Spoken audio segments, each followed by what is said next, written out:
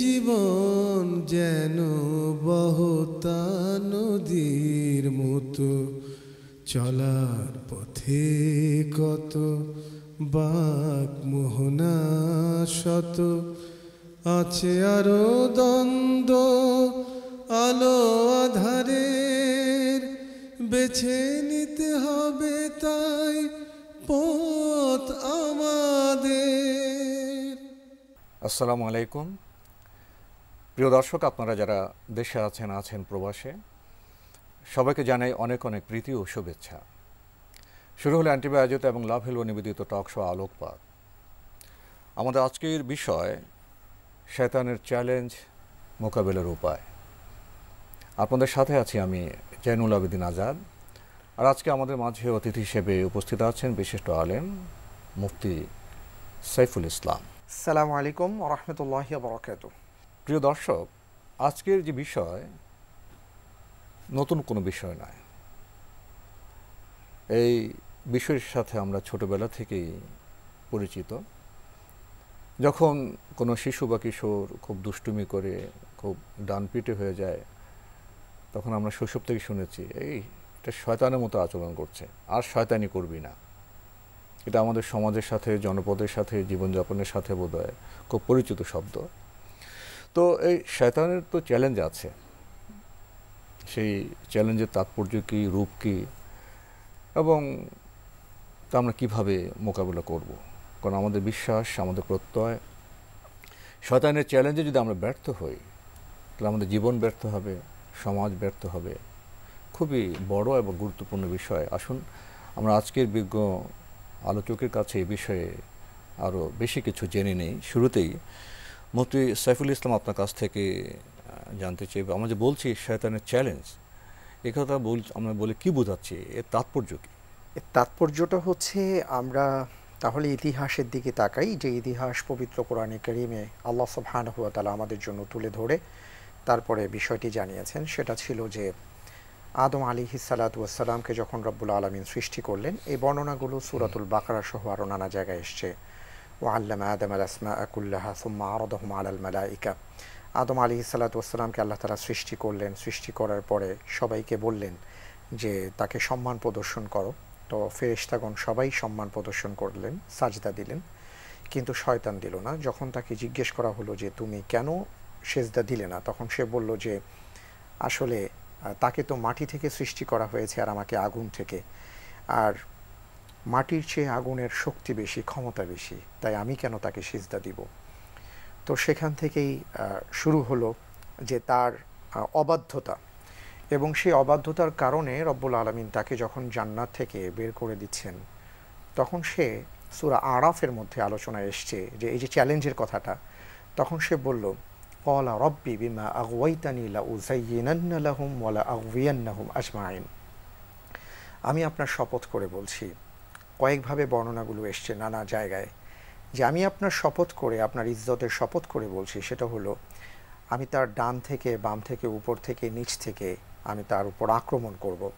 আমি তার সামনে দুনিয়াটাকে সুসজ্জিত করে উপস্থাপন করব, এবং আমি সিরাতে মুস্তাকিমের মাঝে দাঁড়িয়ে থাকব, তাদেরকে সেই পথে হাঁটতে দিব না, আমি তাদেরকে বিপথগামী করব।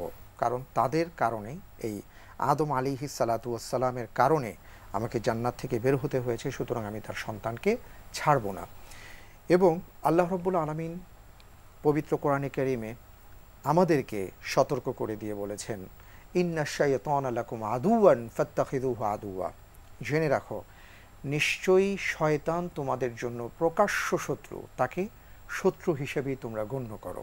তার মানে ঘোষিত, বিঘোষিত শত্রু। বিঘোষিত বিষয়টা হচ্ছে এই ধরনের যে শয়তান একটি মিশন আর ভিশন নিয়ে এসছে, আর সেটা হলো যে সে কিভাবে বনি আদমকে জাহান্নামে পাঠাবে, জান্নাত থেকে সে বিচ্যুত করে দিবে।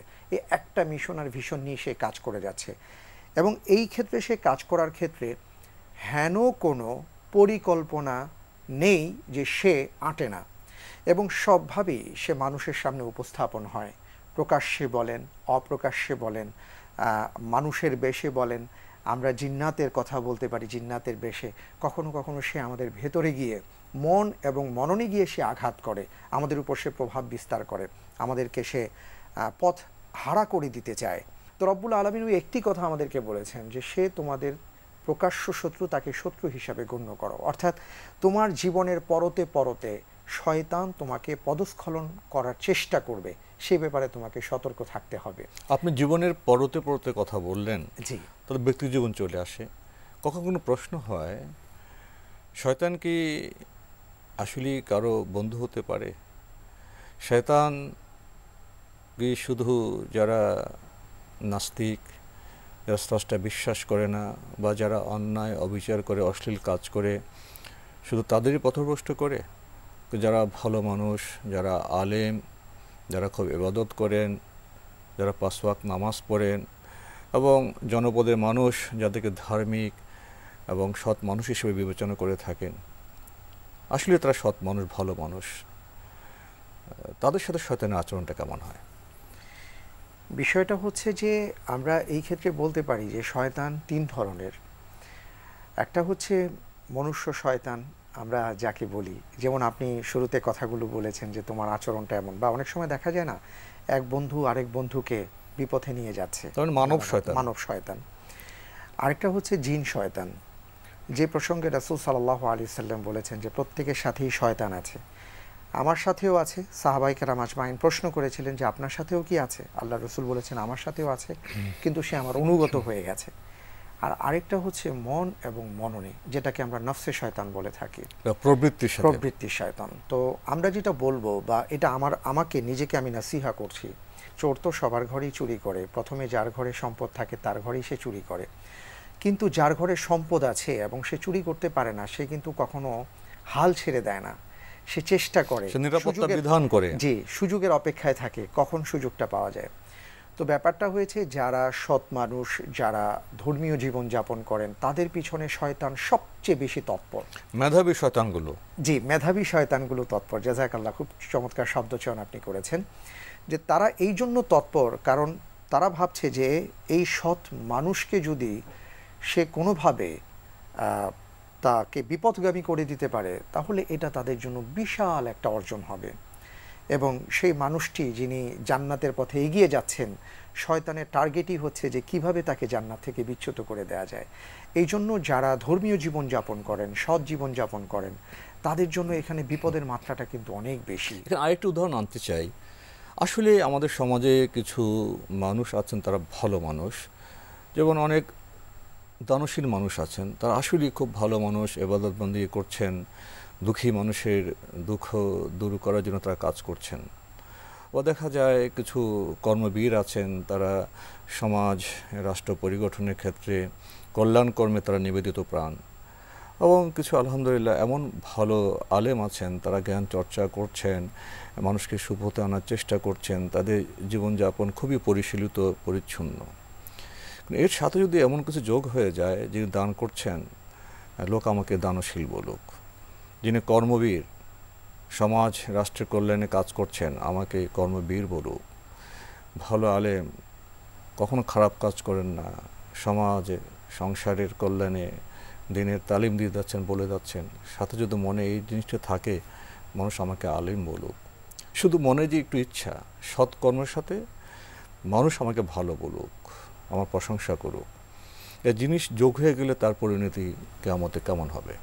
যারা দান করছেন, তিনি ভাবছেন যে মানুষ আমাকে দানবীর বলবে, তাদের ক্ষেত্রে আল্লাহ রাব্বুল আলামিন বলেছেন যে সে হয়তো ভাবছে যে এটা তার সেই ফসলের মতন অবস্থা, যে ফসল দেখে একজন কৃষক আনন্দিত হন যখন সেই ফসলটা সবুজ রং ধারণ করে, হঠাৎ করে পীত বর্ণ থেকে হলদে বর্ণ ধারণ করে একটা পর্যায়ে সেটা ধূসর হয়ে যায়, একটা পর্যায়ে সেটা খড়কুটোর মতন উঠতে থাকে, তখন সে আফসোস করে এবং পরবর্তীতে আগন্তুক দেখে বলেন যে গতকাল এখানে কি সত্যি সত্যি এমন কিছু ছিল।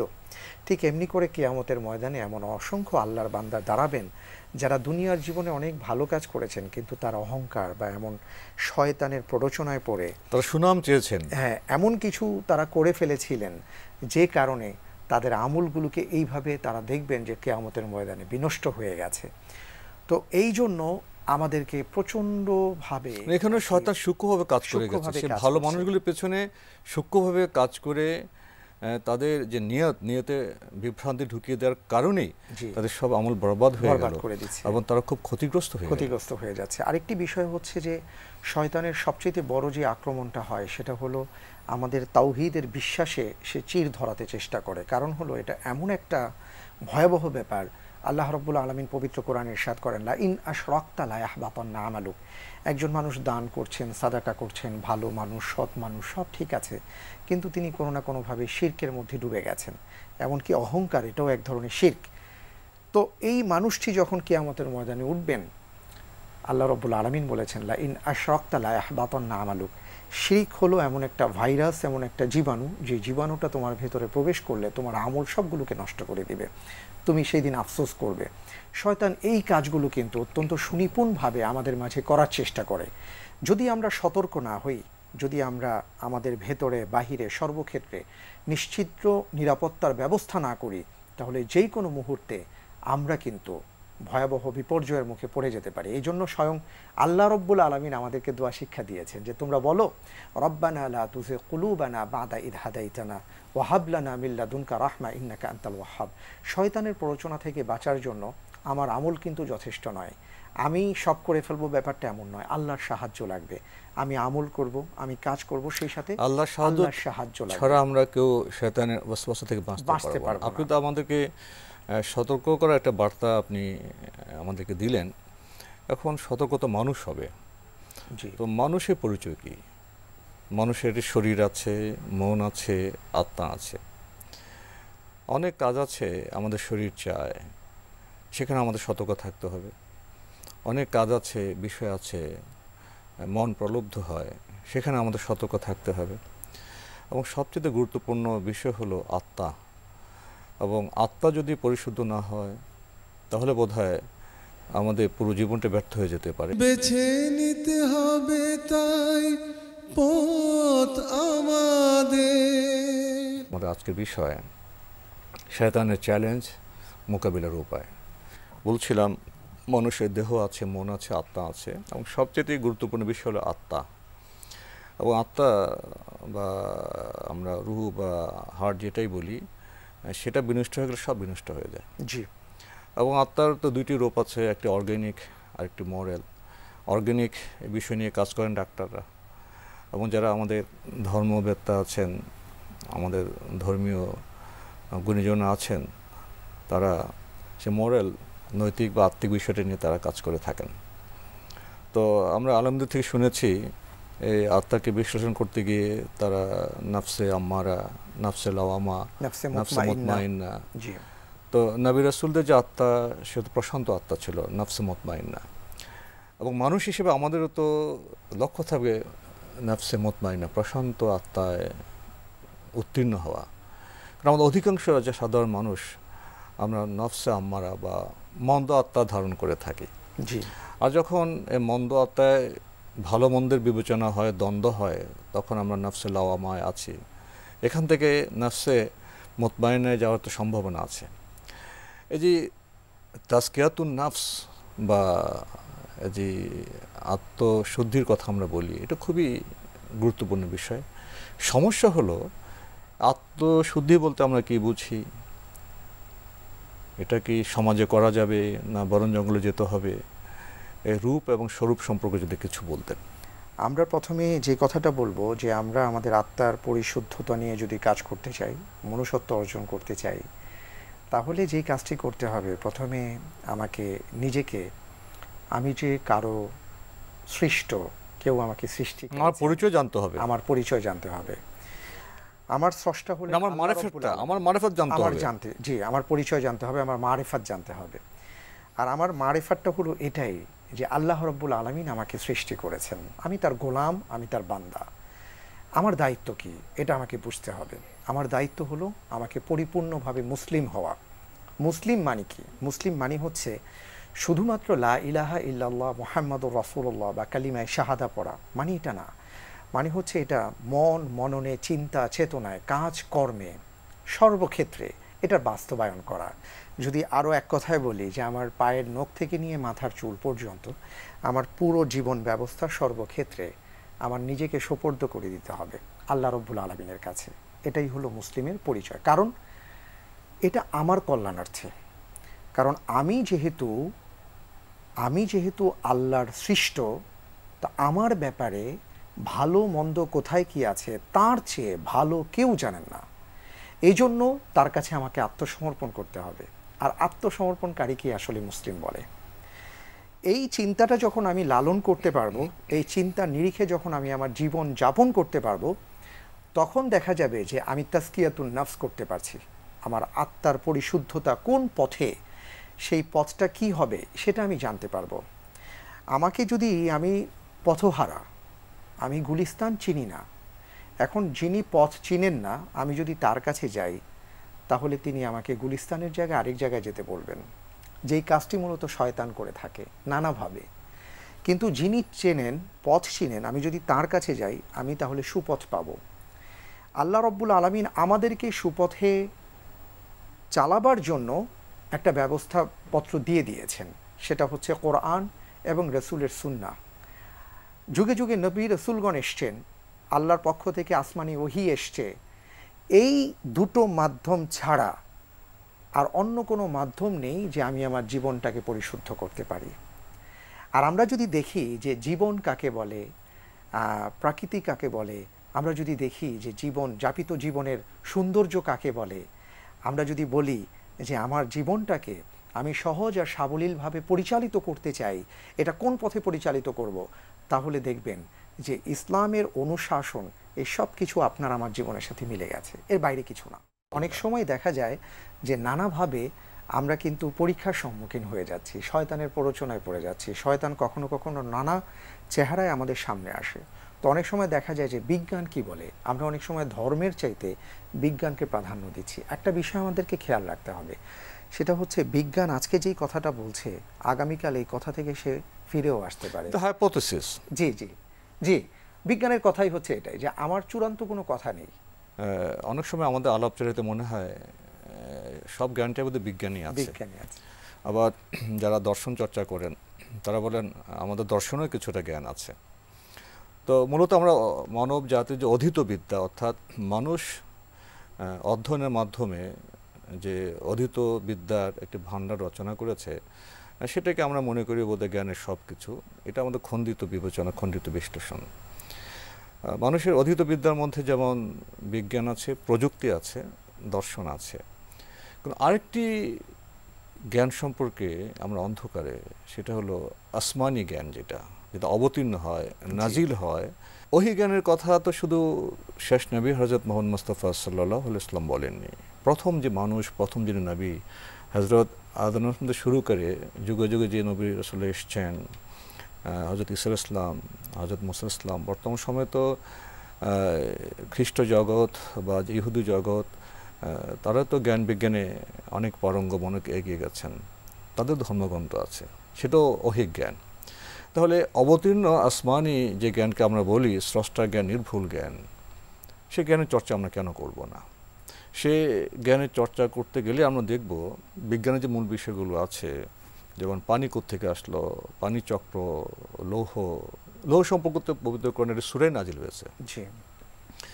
এবং মানুষের যে সৃষ্টি বৈচিত্র্য, যে জীবনচক্র, এবং মানুষের যেটা আমরা বলি যে ভ্রূণবিদ্যা, সেটা তো পবিত্র কোরআনের প্রথম যে সূরা আলাক সেখানে আছে। অর্থাৎ আমরা যদি কোরআন পাঠ অবশ্যই সওয়াবের জন্য আমরা করব, কিন্তু কোরআন যে জন্য নাজিল হয়েছে, কোরআন থেকে জ্ঞান আহরণ করা, ব্যক্তি জীবন, সমাজ জীবন, জীববৈচিত্র্য, বিজ্ঞানের চর্চা, সমুদ্রকে আহরণ করা, এক্সপ্লোর করা, যে জ্যোতির্বিজ্ঞান আছে সেখানে যাওয়া, অর্থাৎ আসমান এবং জমিন এবং মধ্যবর্তী সব কিছু জিনিস স্রষ্টা সৃষ্টি করেছেন, তিনি পবিত্র কোরআনের মাধ্যমে, ওহী জ্ঞানের মাধ্যমে এই জ্ঞানগুলির আমাদের জন্য সহজ সুন্দরভাবে বিস্তার করে দিয়েছেন। সেখান থেকে যদি আমরা ফায়দা নিতে না পারি, সে জ্ঞানে যদি আমরা চর্চা না করি, তাহলে কি আমরা জাহেলিয়াতের বা মূর্খতার আচরণ করব না?